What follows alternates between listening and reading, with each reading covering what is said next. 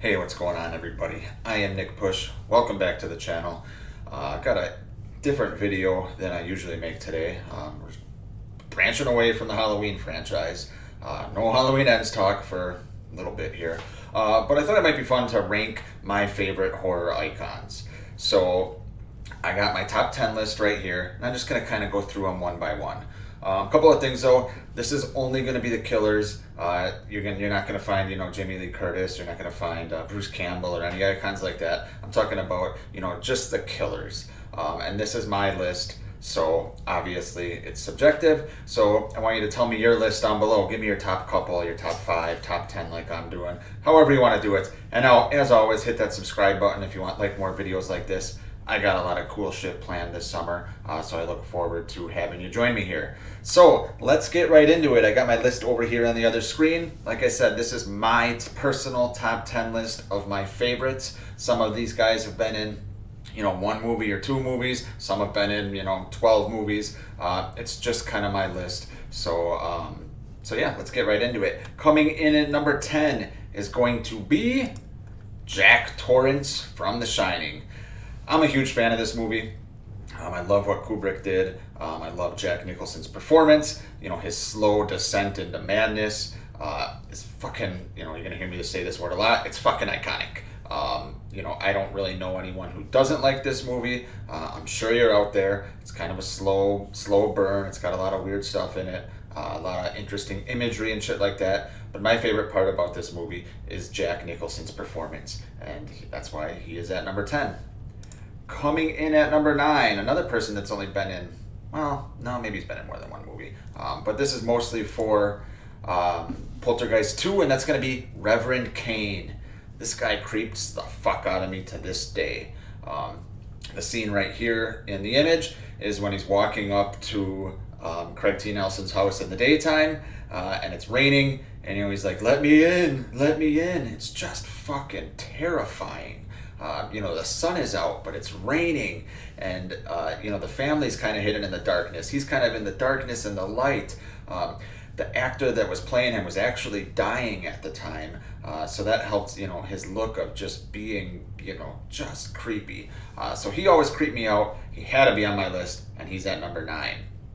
All right, most of these other people have been in multiple movies, so let's move right along to number 8, and that is going to be Pinhead. Pinhead, like most of these characters, is pretty unique. He was barely in that first movie, but then he became iconic just based on his look.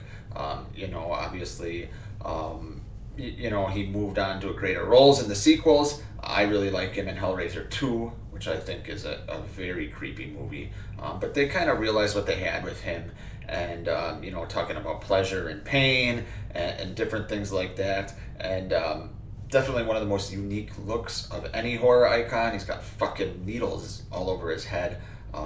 Very creepy. He is at number 8. Coming in at number 7 is going to be Pennywise the Clown. I like both versions.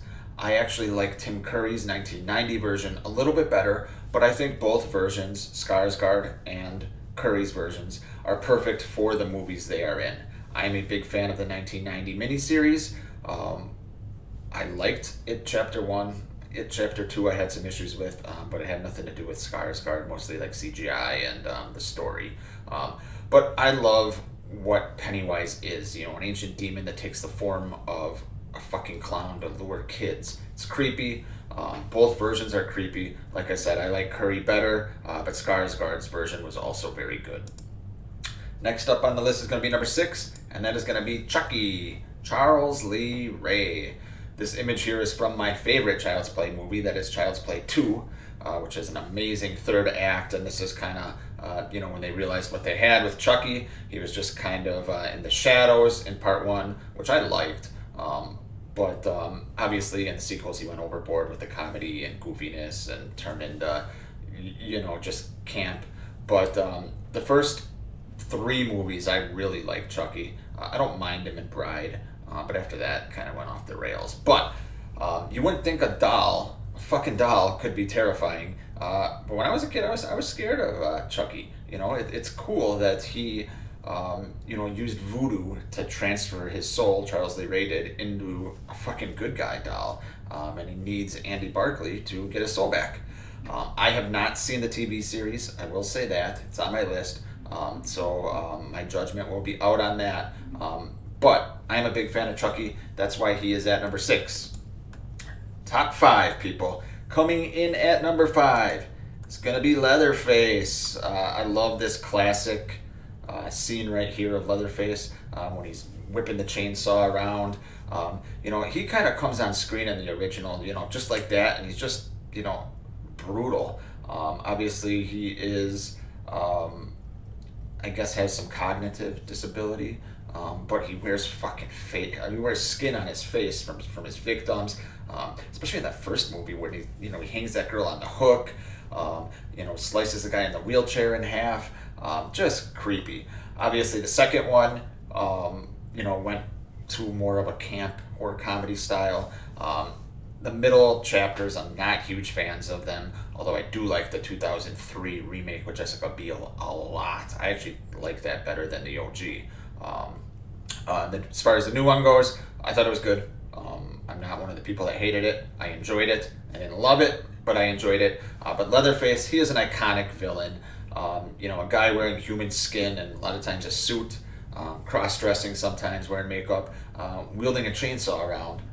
Is pretty unique and pretty cool. So Leatherface is at number 5. Coming in at number 4, it's going to be Ghostface from the Scream movies. This is an interesting one to rank because Ghostface is a different person under the mask in each installment. But generally, Robert Jackson, is that what does the voice? Yeah, Robert Jackson. I stand to be corrected on that. Roger Jackson. I don't know why I said Robert Jackson. Roger Jackson, who does the voice, kind of gives Ghostface his personality. So in that way, he's kind of a voice actor like Brad Dourif does to Chucky. But Ghostface is really cool because he uses, all kinds of different motivations to kill people based on their love of scary movies. It was obviously groundbreaking at the time in '96. They're still making sequels. Obviously, the new one, Part 5, just came out earlier this year, and Part 6 is coming out next year. So Ghostface is going to keep being around. I like Ghostface. I'm a big fan of the Scream movies. So Ghostface is at number 4. Top 3, these 3 are going to be no surprise to you. But coming in at number 3, it's going to be Freddy Krueger. Like Chucky, it got a little campy and goofy at the end, especially Freddy's dead. Fucking terrible. But Freddy fucking Krueger ruled the 80s. Wes Craven just fucking nailed this. And Robert Englund, a guy that can kill you in your dreams. And the look of him, in the shadows in the first 2-3-ish movies, before he started really wisecracking. But Freddy is terrifying. Burnt skin, obviously the razor claws, which you see here. Tina's death, his first on-screen kill in the franchise, might be the coolest death scene in movie history. I'd have to think about that, but it's definitely up there. Freddy is terrifying, so he is at number 3 for me. Top 2, people. Number 2, it's going to be the other guy that ruled the 80s, and that is Jason fucking Voorhees. This picture is my favorite version of Jason from Part 3. I'm a huge fan of the first 4. I like 6. I like 5. But for me, the first 4 Fridays are my favorite. Obviously, this is the movie he got his hockey mask in Part 3. Richard Brooker is amazing. Ted White's awesome too. Those are kind of my 2 favorite Jasons. But, like I said, he ruled the 80s for a reason. Pretty simple concept when you overlook, the fact that did he drown, did he not drown? But pretty simple concept. A guy puts on a hockey mask and starts killing campers at a lake. So even for a simple concept, Jason is fucking badass. Probably the best slasher in the sense of the word in cinema history. So Jason's got to be up there. I love Jason. I love the Friday the 13th franchise. He is at number 2 for me. And no surprise, my number 1, if you have been to this channel at any point, it's going to be Mr. Myers, The Shape, Michael Myers. I don't feel like I need to say much about Myers. This image is obviously from the first movie, which is my favorite version of Myers. I love part 2 and 4 too, even though 4 the mask sucks. Obviously, we have the Blumhouse trilogy, which is concluding later this year, so we'll see how they conclude that arc. Everything we need to know about Myers, Dr. Loomis tells us in his Devil's Eyes monologue. That's really what did it for me. And then, is he supernatural? Is he not? I could go on and on and on, guys. You guys know I love Myers. He is at my number 1. So, like I said, tell me down below your favorite horror icons. I look forward to reading your guys' comments, and I will see you later.